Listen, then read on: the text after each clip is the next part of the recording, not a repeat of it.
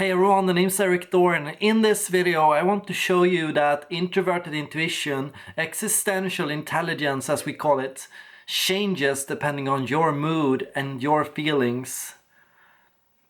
What we found is that introverted intuition can be affected by stress and anxiety, for example, and that you can experience this function both in a positive and a negative way.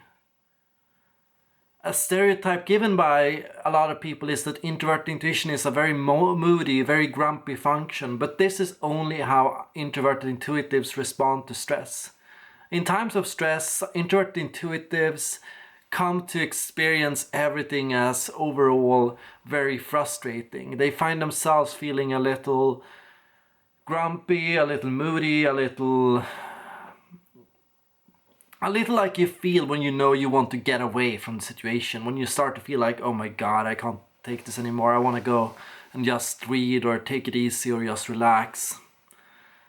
With introverted intuition, you can come to notice that your function also has a lot of positive flavors. Your function can come off as highly amused, cunning, aware, and when you have this kick that, oh my god, I have figured out this system, I have solved this issue, I have come up with this plan, and this plan is working as I intended, and I'm able to do what I have envisioned, and I am slowly getting there. That's the introverted intuitive function at its best.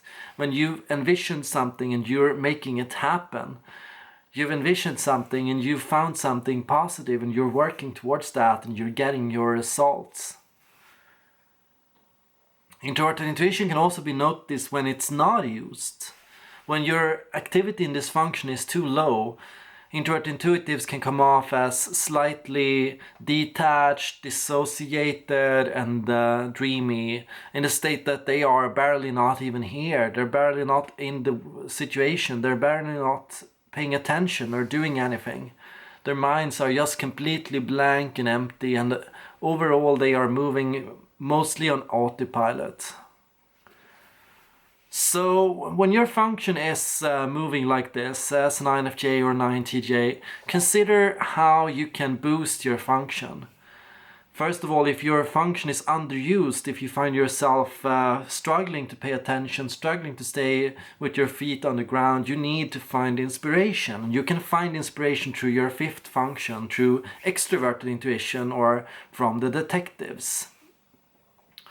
So detectives can provide you with patterns, possibilities, and ideas and solutions. And these solutions, these ideas can help you, provide you with fuel to use existential intelligence. When you come across with these patterns, when you notice these random absurdities and whimsical actions, you come to synthesize, you come to start processing, you come to start conceptualizing, and this feeds your NI process, this feeds your philosopher intelligence. Now, another issue, of course, is when introverted intuition is overactive, when you're starting to feel frustrated, grumpy, and tired because nothing is going according to your plan, or things aren't working, or you're not finding a solution, and you are not being able to follow your plan as you had envisioned it.